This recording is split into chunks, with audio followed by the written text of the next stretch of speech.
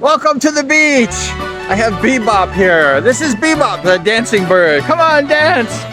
I've had her for a long time. She was hatched in the Philippines. She's a Filipina. She's a girl. And she's a dancer. See, lots of people in the Philippines have lots of talents, including birds. They're dancers. They know how to dance. They know how to boogie.